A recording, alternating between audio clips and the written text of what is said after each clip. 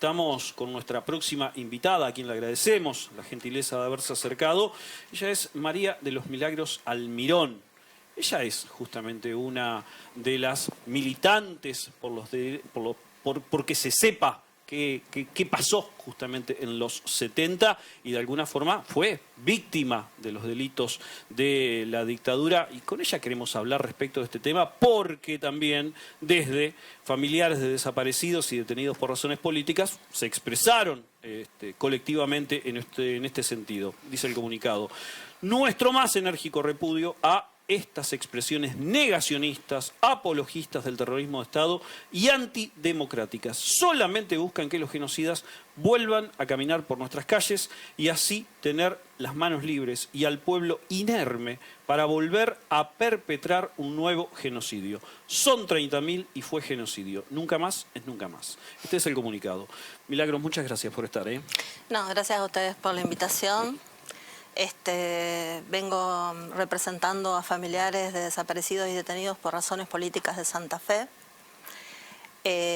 Bueno, yo fui presa política, tenía 14 años cuando me detienen junto a mi mamá y bueno, y a mis hermanos los detienen después. En la familia fuimos una familia afectada por la dictadura, o sea, 5 integrantes detenidos, una desaparecida, mi tío exiliado, o sea que tenemos situaciones vividas durante la dictadura, como muchas familias durante la dictadura lo tuvieron, con muchas bajas. Así que bueno, después de haber estado detenidos, fuimos recuperando la libertad y mi madre fue la que, a mi madre a la que la patota santafesina la tortura hasta casi matarla. Es la que comienza la búsqueda de mi tía y se conforma ella como la primera en la familia de integrantes familiares, ¿no? Familiares de detenidos y desaparecidos en ese momento. Que se pedía por la aparición con vida, que se pedía por la liberación de los detenidos. Tenía un doble rol, no solamente era familiar, sino también era víctima. Absolutamente, absolutamente. Nosotros éramos 4 hermanos, mi hermana la más chica es la que queda libre, pero cuando fueron a mi casa, que es a donde nos detienen a nosotras dos, a mi mamá le dijeron, si tu hija más chica estaba acá, también la íbamos a llevar. O sea, nos queda claro que eso también lo vimos después, ¿no? Con tantos niños desaparecidos, con tantos niños que asesinaron y después con el secuestro, ¿no? de los hijos y con la quita de identidad, que nos parece como lo culmine, digamos, ¿no? Los familiares fuimos sabiendo lentamente cuál era la dimensión que esta dictadura tuvo, que fue terrible, atroz, ¿no? O sea, increíble desde la conciencia y desde el humano, todas las cosas que hicieron. Ciertamente, digamos, la represión tuvo que ver con imponer un plan económico, que es lo que vemos hoy, digamos, ¿no? O sea, no podemos dejar de ver que después de, digamos, que los candidatos que de alguna manera están interviniendo, uno de los candidatos que está interviniendo en el balotaje, nos está hablando de cosas que nosotros las vivimos en carne propia. Y no lo vamos a permitir, o sea, tenemos más de 40 años de lucha y no vamos a permitir que estas cosas se digan con esta liviandad y con esta naturalidad, digamos, ¿no? Todos los familiares siempre, digamos, tenemos la costumbre de llevar las fotos de nuestros desaparecidos. Esta es mi tía, Elsa Cedrán, a la que desaparecen en el 77, o sea, encontramos los restos en el 2016, pudimos traerlos aquí al Panteón de la Memoria. Ahí, digamos, con la identificación del equipo de antropología forense podemos saber de qué manera los asesinaron. O sea, a mi tía la asesinan inmediatamente el 28, o sea, el día que la encuentran la asesinan, pero después la desaparecen. O sea que entonces, dentro de la idea y el plan sistemático, era también destruirnos a nosotros, porque la desaparición, un exterminio, digamos, termina siendo para el familiar una tortura eterna, digamos, no saber, digamos, a dónde estaba, cómo, qué le pasó, si la tenían a mí, que yo era muy chica, digamos, a mí me pasaba con esta tía que yo soñaba que la salvaba. O sea, estas cosas que los hijos, en este caso yo como sobrina, vivimos, fue, digamos, una extensión en el tiempo. La desaparición ha tenido ese objetivo. Y esta es mi prima hermana, Mónica Almirón, y su esposo Enzo Lauroni, o sea, él era estudiante de la Escuela Industrial, y Mónica vivió acá, pero después fueron a Buenos Aires, a ellos los detienen en Chipoleti, y nunca más se supo de ellos, aunque, digamos, los papás, digamos, mis tíos, tenían comunicación con ellos y los militares, o las personas, los negociaban por dinero, digamos, ¿no? Hasta que en algún momento no tuvieron más noticias, ¿no? Milagros, ¿cuánto tiempo estuviste detenida y en qué cárcel? Me parece un detalle fundamental, perdón la interrupción. Sí. 14 años. Sí. 14 años. Sí. Cumplí mis 15 años en la cárcel. O sea, a mí me detienen en julio del 76 y me liberan en diciembre del 77. O sea, yo tenía recién cumplido los 14 y cumplo los 15 y en diciembre del 77 me liberan.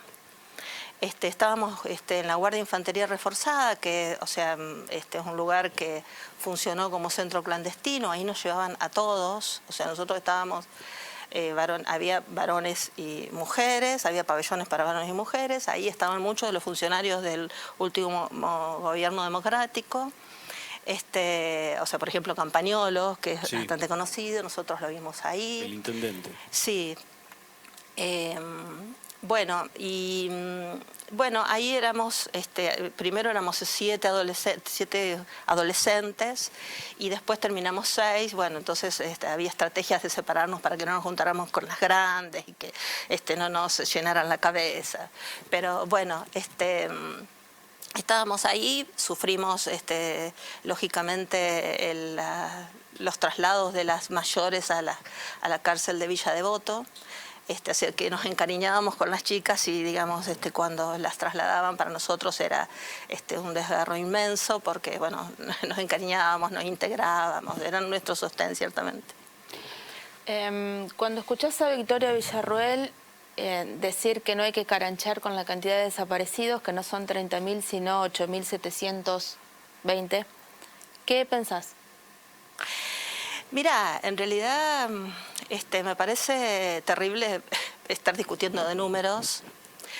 La cifra de 30.000 es una cifra que se planteó, pero que aún hoy siguen apareciendo, digamos, familiares que, bueno, que tuvieron miedo o que vivían muy alejados y no denunciaron los casos, o sea que todavía siguen apareciendo compañeros que no fueron denunciados ante los organismos de derechos humanos.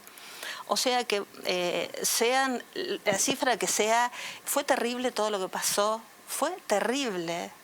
O sea, esto es un antes y un después en la vida de todos los que la padecimos y también creo que de la sociedad en su conjunto.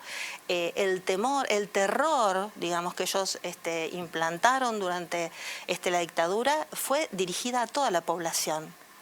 No solo para nosotros, digamos que lógicamente teníamos antes una militancia política, sindical, estudiantil, religiosa, ¿no? O sea, porque hay de todos los espectros, ¿no? Hasta gente que tampoco, hasta gente que era dueña de empresas, ¿no? Porque por ahí de pronto uno sigue leyendo cosas que a uno lo espelumnan y a uno lo conmueven, o sea, ciertamente es un antes y un después de la dictadura hasta acá, o sea, toda tu vida después te toca reponerte de todas estas situaciones, ¿no?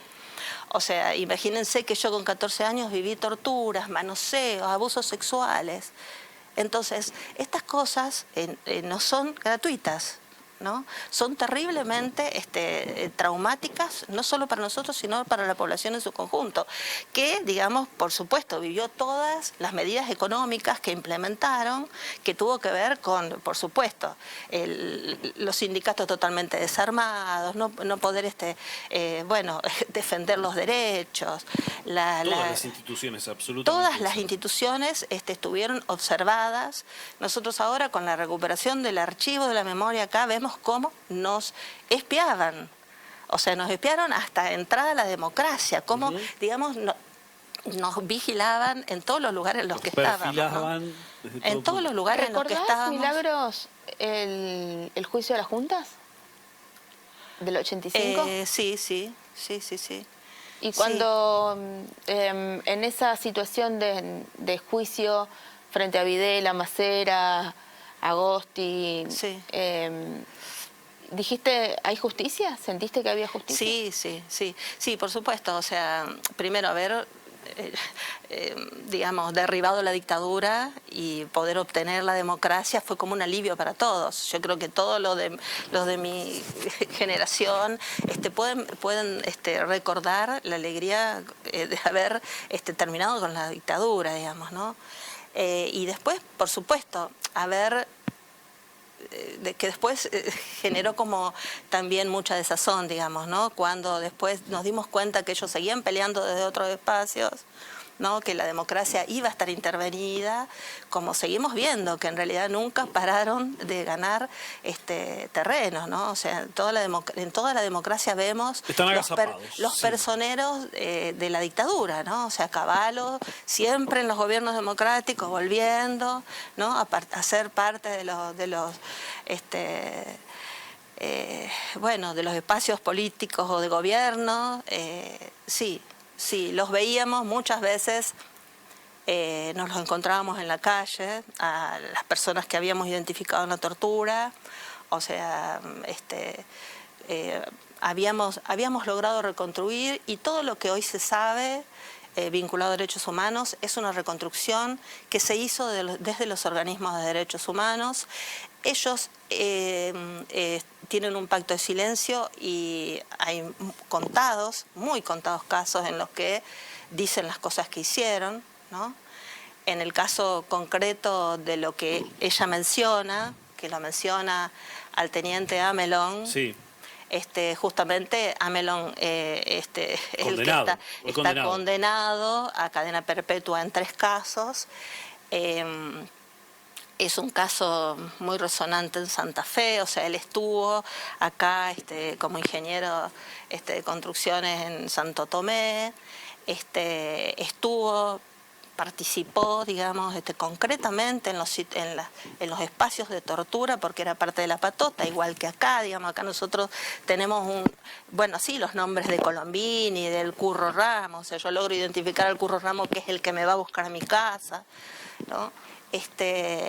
Un tipo que vos decías, estuvieron siempre en los espacios de democracia. El Curro Ramos fue empleado del Consejo Municipal hasta principios de los 2000, si no me equivoco. Sí, por eso los veíamos en las calles, y eso era horrible, ciertamente era revivir y en un estado de indefensión muy grande, digamos, ¿no?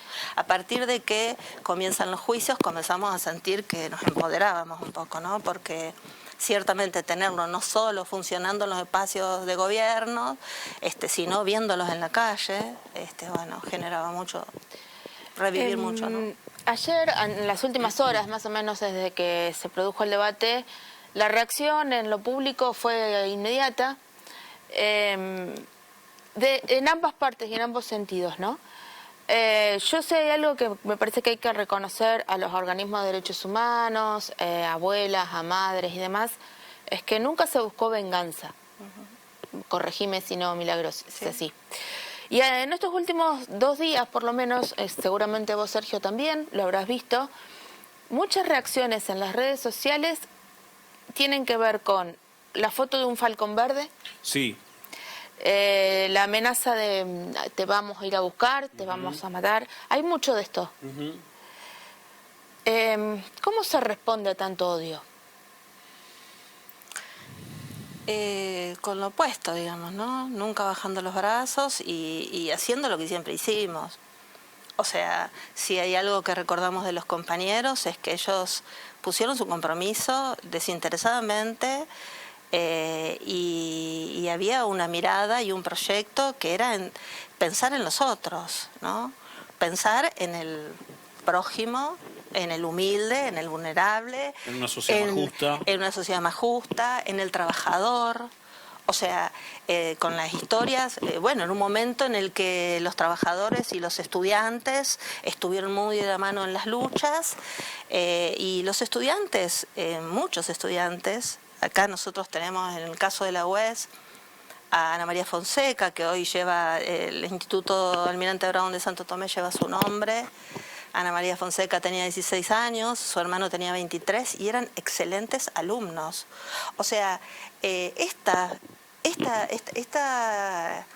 generación eran jóvenes muy estudiosos, ejemplos. Entonces, no había odio, o sea, sencillamente había conciencia, ¿no? Conciencia de lucha, de apostar por una sociedad mejor, en donde todos pudiéramos vivir mejor, ¿no? Y vemos que esto es un retroceso histórico, ¿no? Milagros, también se escucha lamentablemente en algunos casos hacerse eco o seguir haciéndose eco de lo que se denomina con la teoría de los dos demonios. Fue una guerra, dicen desde el otro lado. Para quien se haga eco de eso y no tenga muchas armas para contestar eso, ¿qué se le puede decir? No fue una guerra, claramente que no fue una guerra. Hubo terrorismo de Estado. ¿Por qué? ¿Por qué? ¿Por qué no hubo una guerra? Porque, por ejemplo, a mí me van a buscar a mi casa y yo no estaba armada, digamos. O sea, centralmente eso, en todos los casos que uno ha podido recuperar, uno ve que en realidad hay una casa de gente.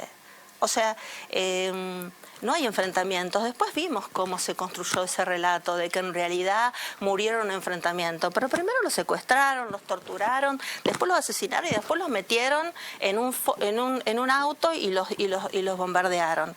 O sea, muchos de esos relatos, o sea, porque de ahí es donde también uno va descubriendo cómo ellos también tienen un relato.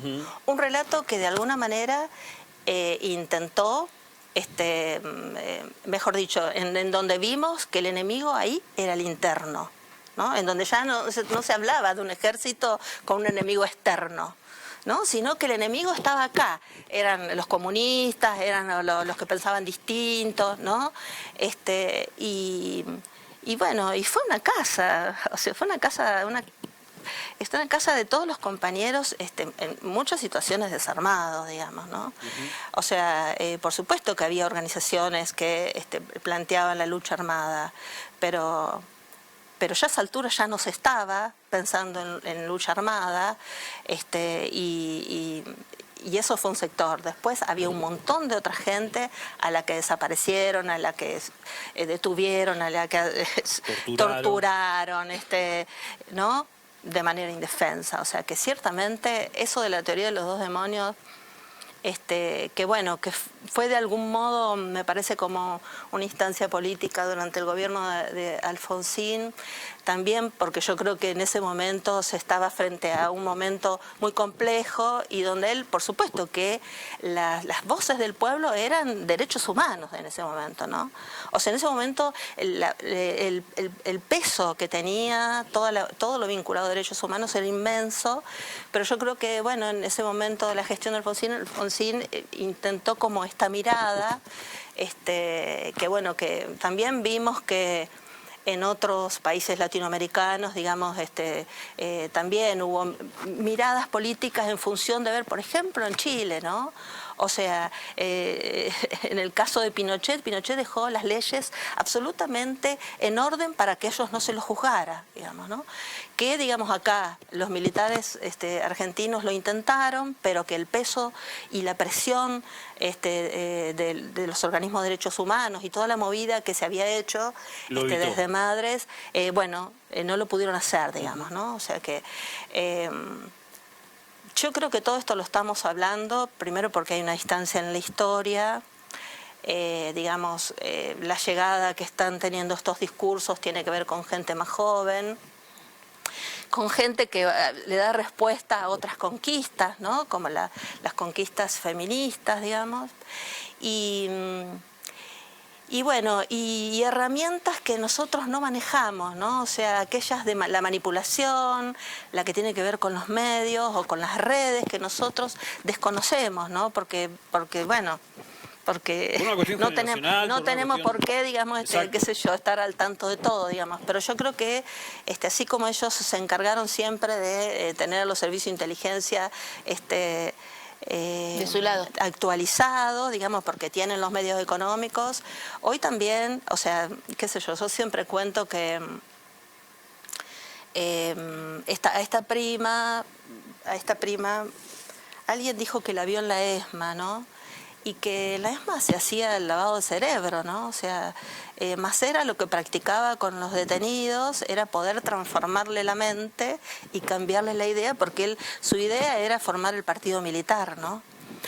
Y yo digo, bueno, evidentemente uno está viendo que eso que ellos estaban investigando con nosotros, que experimentaban con nosotros, cómo destruirnos, cómo aniquilarlos en las cárceles, y cómo aniquilar a los familiares, ¿no? O sea, con esto de la desaparición y nunca más decir a dónde están.